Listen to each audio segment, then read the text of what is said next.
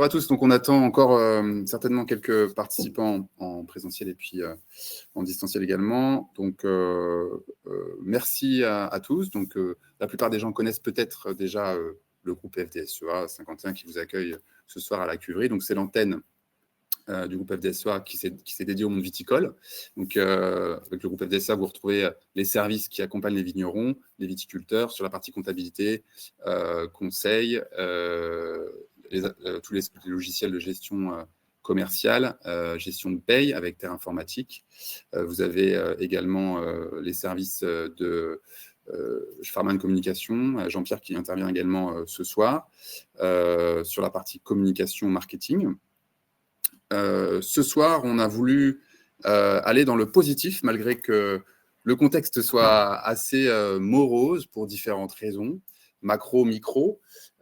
Pour le monde viticole aussi, on entend beaucoup, c'est vrai, un contexte compliqué, les ventes aussi. Voilà. Bon, il y a beaucoup de raisons pour lesquelles on n'est pas toujours au positif, au mieux, mais ce soir, on va être plutôt sur une marque positive en disant, voilà, qu'est-ce qui peut nous aider justement à gagner en performance? Est-ce que l'IA peut nous aider en cela? Et donc, je vais passer la parole à Arnaud Daverdon, qui sera notre premier intervenant sur justement l'intérêt de l'intelligence artificielle pour les vignerons. Et puis ensuite, nous passerons plus sur la partie viti, pour la partie vigne, donc avec Charles Nespoulos qui vient présenter donc les services de Chouette, une start-up donc parisienne. Donc merci à lui d'être venu de la capitale pour nous présenter ce service. Ensuite, on verra aussi la partie accompagnement Viti et Vini avec Thomas Vergne, qui intervient auprès des vignerons, autant sur la partie Viti que sur la partie œnologie. Et puis, sur également toutes les nouveautés, les innovations au progrès qui peuvent aujourd'hui, qu'il a pu voir aujourd'hui. Et puis ensuite, nous passerons la parole à Nicolas Kirst, également, qui intervient avec, sur l'entreprise Onafis sur l'analyse de la partie fermentation. Et enfin, on finira avec Jean-Pierre Poulain de Farman Communication qui intervient sur la partie justement communication, comment les réseaux sociaux et l'IA peut vous aider à vendre votre champagne. Voilà, merci à tous. On a encore eu quelques personnes qui ont pu s'installer le temps de mon intervention. Allez-y, je vous en prie. Prenez place. Je passe la parole. Donc, merci Arnaud. Pour ton intervention sur la partie IA et avant tout aussi de nous présenter aussi ce que c'est que finalement la Fédération des vignerons indépendants et quel est un petit peu vos services que vous pouvez accompagner, comment vous pouvez accompagner tout le monde les vignerons dans leur quotidien. Alors, merci.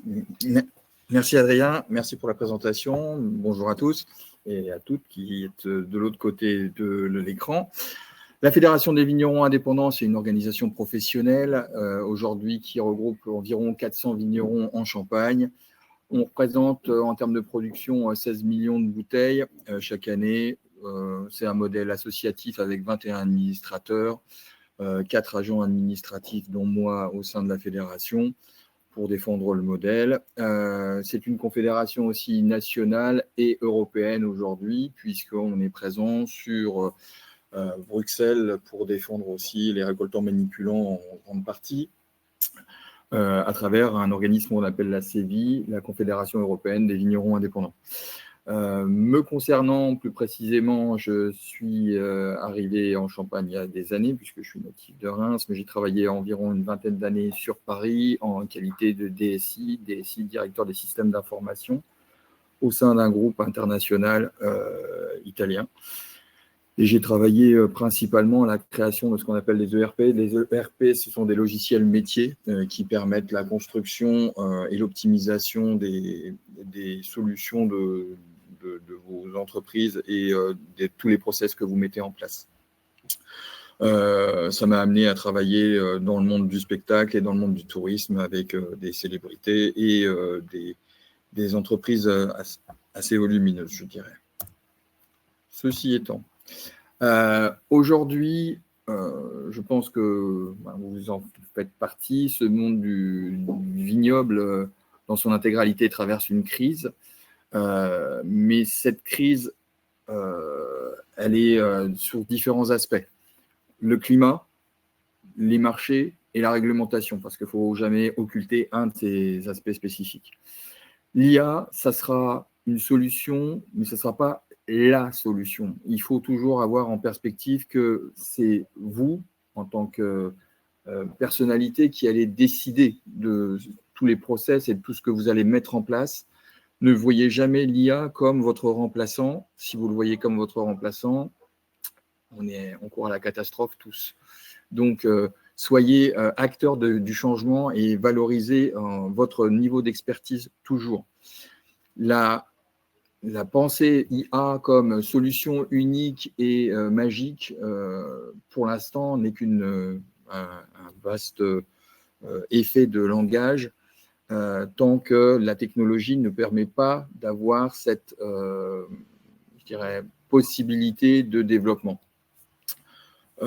Pensez aussi IA à travers non pas simplement un point, mais à travers une stratégie plus globale dans votre développement. L'IA peut intervenir, mais ne sera ni l'alpha et l'oméga de tout. Donc, votre stratégie digitale, c'est penser vos réseaux sociaux, penser vos outils, penser votre communication, penser ceci comme un seul et unique point d'entrée dans votre réflexion. L'IA, en fait, c'est un ensemble d'algorithmes qui est capable de prédire, d'optimiser, de valoriser aujourd'hui vos projets. C'est beaucoup du machine learning, c'est-à-dire que la machine apprend d'elle-même et elle apprend de ce qu'on lui injecte comme données. Donc aujourd'hui, ce qui est important de comprendre, c'est que toutes les données que vous avez dans vos entreprises constituent votre trésor. C'est fondamental pour comprendre ce que peut être l'IA demain. L'objectif avec l'IA, c'est bien sûr mieux décider, plus vite et avec plus de visibilité. Il faut prendre des décisions éclairées. Pour prendre une décision éclairée, il faut connaître le sujet sur lequel on va intervenir. Les crises, et on est en plein dedans, exigent des décisions rapides et fiables. Grâce à la donnée, vous allez pouvoir arbitrer. C'est ces données qui vous permettront de prendre une décision en disant « ça, je l'arrête, ça, je le continue, ça, j'investis ». Ça permet l'IA d'optimiser, d'identifier les leviers cachés parce qu'avec la donnée, là encore, vous avez de l'information parfois qu'on néglige, par exemple sur des clients, sur des segments de produits. On a des ventes, mais on ne s'en est pas vraiment aperçu. Eh bien, l'IA pourrait les mettre en valeur peut-être et dire « ah, là, vous avez quelque chose que vous tenez et qu'il faudrait peut-être développer ». Les limites de l'IA à pas ignorer, c'est que on parle beaucoup tous de façon, même je dirais au comptoir d'un café, sur ChatGPT, tu as vu l'IA, tu as vu, etc. Oui, mais les sources sont, les chiffres sont têtus. L'IA est capable de générer des erreurs. Et les derniers chiffres sur ChatGPT ne sont pas très encourageants parce qu'on est avec un taux d'erreur à 35%. Donc, il faut quand même avoir ce recul nécessaire sur l'information qui vous est délivrée par une intelligence artificielle. Elle n'est pas forcément la vérité. L'humain a encore son rôle à jouer. Et j'insiste un peu sur le sujet. Mais les limites ne sont pas que sur cette notion de désinformation. Elles sont aussi sur les propriétés intellectuelles. Quand vous allez créer quelque chose, à qui appartiendra ce quelque chose, puisqu'il est issu soit de l'intelligence artificielle, ou soit c'est votre logo ou marque que vous avez mis en avant, va être peut-être destructrice ou génératrice d'emplois. Ça, l'avenir nous le dira. C'est aussi une consommation électrique démesurée, l'IA. Sur le ChatGPT 5, ça représente la consommation de 3 millions de foyers français. C'est juste pour vous donner des ordres d'idées, parce qu'on parle de digital, mais on n'a rien très factuellement dans les mains. Et quand c'est remis un peu en perspective, ça donne un peu plus de résonance. C'est peut-être aussi demain un outil de surveillance. On ne sait jamais. En fonction des questions que vous poserez à l'IA et qui possède l'information, ça peut être. C'est un risque de dépendance technologique parce qu'il est facile de s'en remettre à une intelligence qui va vous dire « regarde, c'est simple, c'est ça ». Et donc, je ne réfléchis plus. Et le cerveau n'est plus engagé à avoir ce discours positif et de réflexion. C'est aussi, si vous utilisez tous l'IA et tous la même IA et tous le même mode de questionnement, c'est l'uniformisation de tous vos discours. C'est ce qui est en train de naître. Je ne sais pas si vous regardez un peu l'actualité, mais on est en train de prendre le pli. C'est-à-dire que tout le monde répond à travers ChatGPT ou quelconque intelligence artificielle, que ce soit Mistral, que ce soit Claude, que ce soit peu importe. Il y a une sorte d'uniformisation des discours. Donc, pensez toujours à rester éveillé sur vos points de différenciation, sur vos valeurs d'entreprise. Et c'est aussi un coût parfois élevé, parce qu'il ne faut pas oublier que l'IA, ça coûte. Il y a un forfait à payer, aujourd'hui qui est assez abordable, mais qui sait demain, si vous êtes tous, ou si on est tous dépendants à l'IA, pourquoi demain il n'y aurait pas une augmentation des tarifs? Donc l'IA doit renforcer l'autonomie et surtout pas la réduire.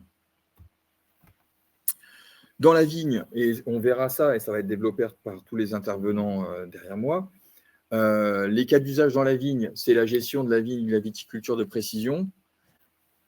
Il y a tout un tas de process et de solutions qui sont apportées aujourd'hui sur la suivi de la vigne via drone et les images satellites qui permettent de faire de l'information et du repérage, de la cartographie de terroir et une modélisation des rendements.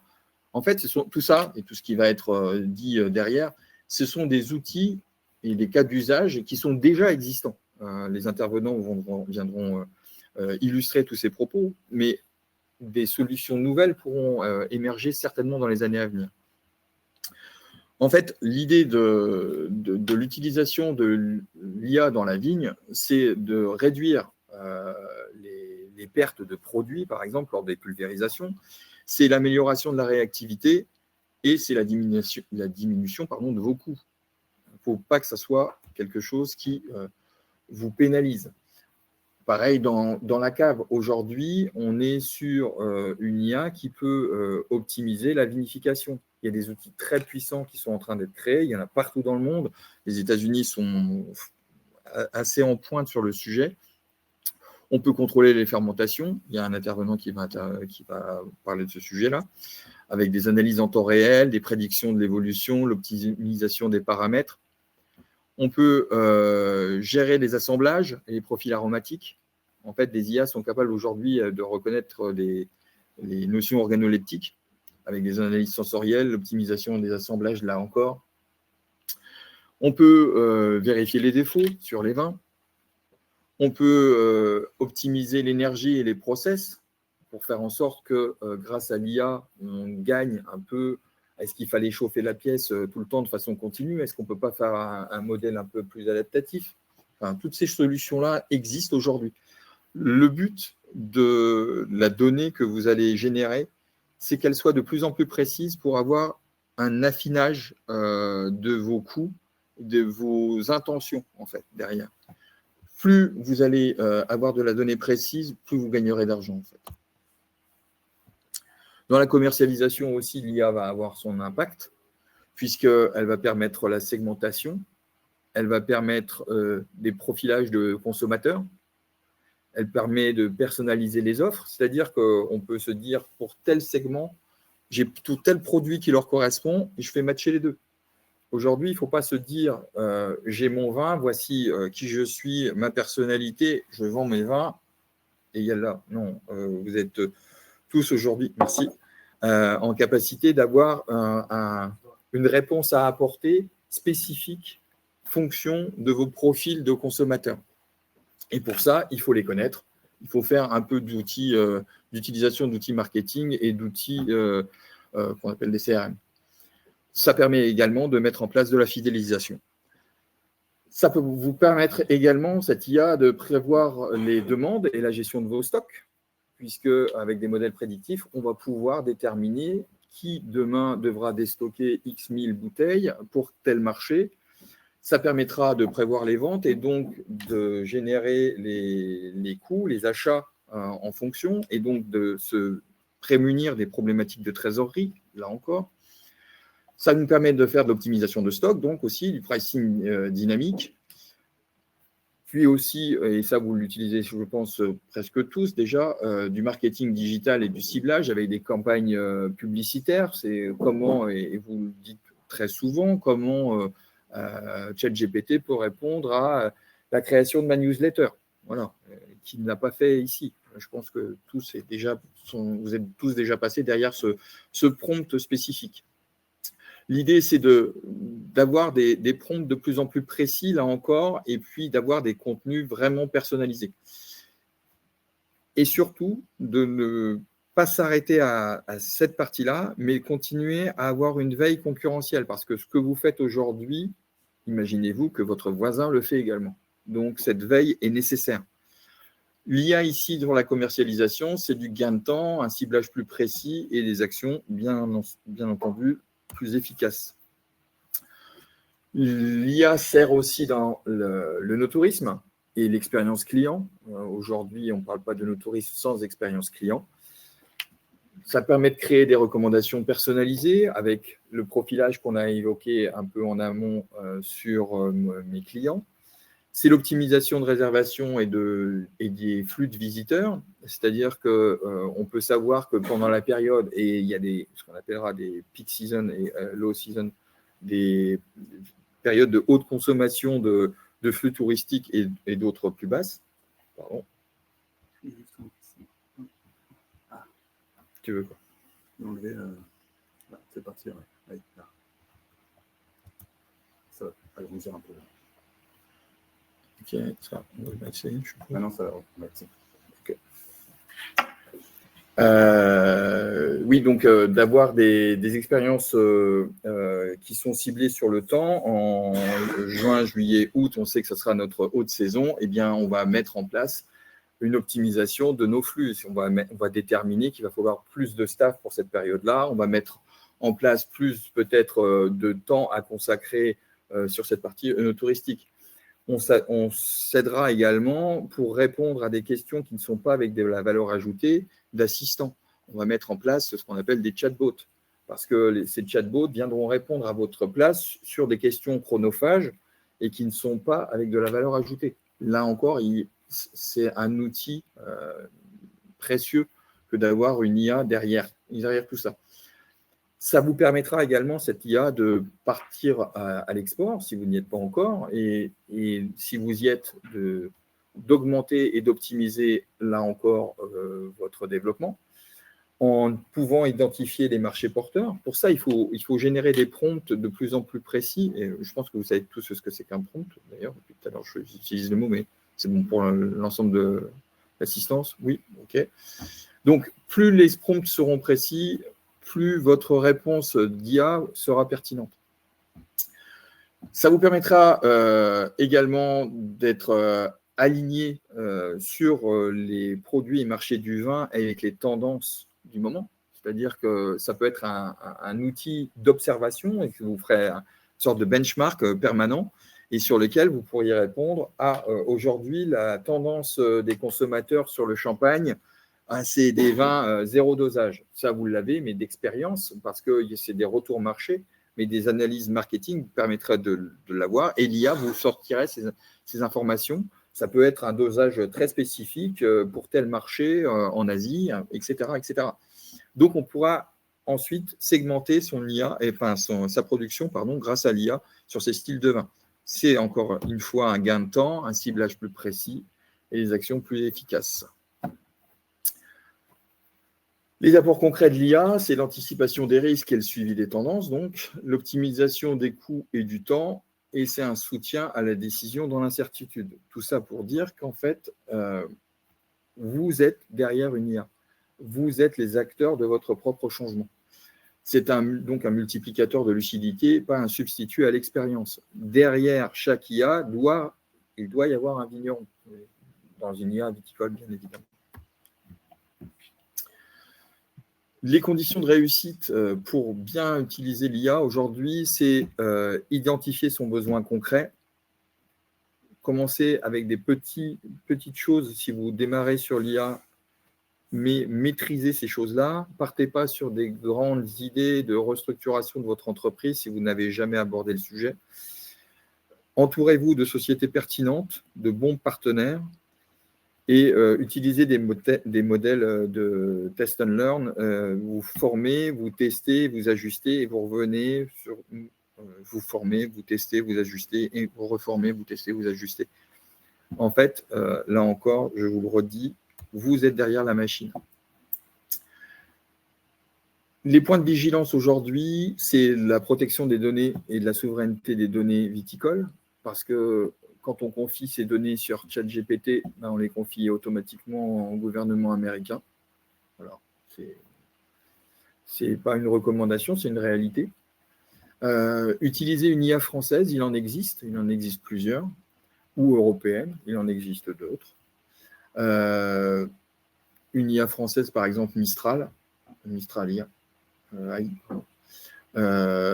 qui est même avec des fonds européens. Il faut garder la maîtrise humaine des décisions, pas s'en remettre à l'IA, parce qu'il y a des rêves actuellement enfin, c'est pas que des rêves, c'est ce qui est en train d'être mis en place, de super intelligence où l'IA serait plus puissante que le cerveau humain, et c'est une réalité, ils sont en train d'essayer de partir sur ces sujets-là. Mais on va perdre toute notion d'humanité derrière, donc attention. Il ne faut pas perdre le bon sens paysan, et ce n'est pas un mot humiliant dans ma bouche, c'est bien au contraire quelque chose de très valorisant, et favoriser les solutions partagées entre pairs.